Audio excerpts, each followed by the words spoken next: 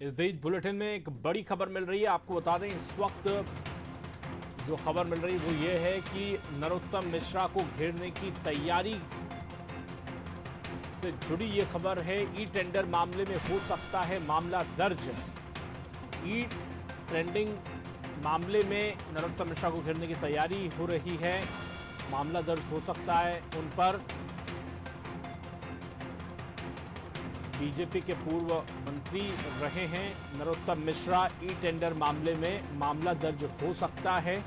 इस खबर पर और अधिक बातचीत के लिए, इस खबर को और समझने के लिए हमारे एग्जीक्यूटिव एडिटर मनोज वर्मा जी जुड़ चुके हैं। मनोज जी, नरोत्तम मिश्रा क्या मुश्किल में घिर सकते हैं? ई टेंडरिंग मामले को लेकर कांग्रेस पहले ही कह चुकी है कि जांच करवाएंगे।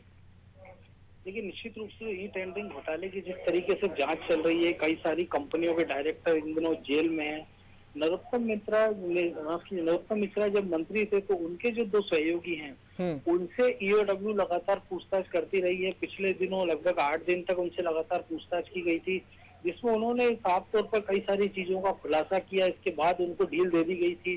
पिछले 7-8 दिनों से ईओडब्ल्यू लगातार उनकी निगरानी कर रही थी। इसके बाद से कुछ चौंकाने वाले तथ्य ईओडब्ल्यू को जांच में मिले हैं। दोनों से पूछताछ के आधार पर अब नरोत्तम मिश्रा के खिलाफ एफआईआर करने की तैयारी में अधिकारी जुट गए हैं, क्योंकि जिस प्रकार से मध्य प्रदेश का घटनाक्रम चला है और जो संकट मोचक बनकर उभरने की कोशिश में नरोत्तम मिश्रा, तो सरकार एक मैसेज देना चाहती है कि हम किसी को छोड़ने वाले नहीं है। क्योंकि सरकार ने वादा किया था कि मध्य प्रदेश में सरकार बनने के बाद जन आयोग बनाया जाएगा, जिसका अभी तक उन्होंने जन आयोग बनाया नहीं है। तो उसको लेके जो आरोप लग रहे हैं, तो नरोत्तम मिश्रा सबसे पहले शिकार इस सरकार के हो सकते हैं। क्योंकि ई टेंडरिंग के समय जब जल संसाधन विभाग में जो घोटाले हुए, हजारों करोड़ के टेंडर पासवर्ड से बदल के दूसरी कंपनियों को दिए गए, जिसमें बड़े पैमाने पर लाभ मिला है। ईओडब्ल्यू के अधिकारियों का मानना है कि अधिकारी बिना मंत्री की जानकारी के, जो उसमें तत्कालीन मंत्री थे, इतना बड़ा काम उठा नहीं सकते हैं। तो यही कारण है कि पूरी तैयारी के साथ ईओडब्ल्यू नरोत्तम मिश्रा पर हाथ डालना चाहती है। हमारे जो बिल्कुल मनोज जी, ई टेंडरिंग मामले में क्या ने कुछ विधिक सलाह भी इस मामले में ली है। मनोज जी, ई टेंडरिंग मामले में क्या अनियमितताएं के आरोप लगा रही है कांग्रेस?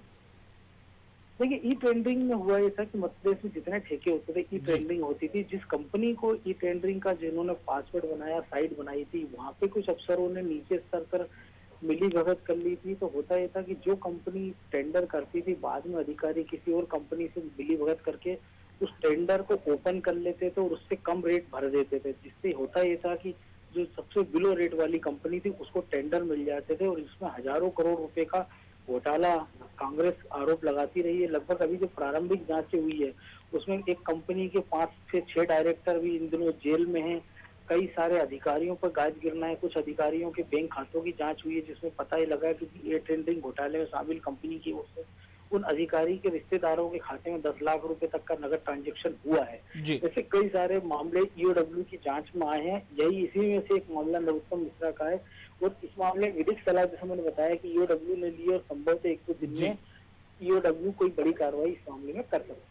जी, बहुत बहुत शुक्रिया तमाम बातचीत के लिए। हमारे एग्जीक्यूटिव एडिटर मनोज वर्मा जी बता रहे थे कि नरोत्तम मिश्रा पर मामला दर्ज हो सकता है। ई टेंडरिंग मामले को लेकर जांच चल रही है। कांग्रेस ने इस पर घोटाले के आरोप लगाए हैं।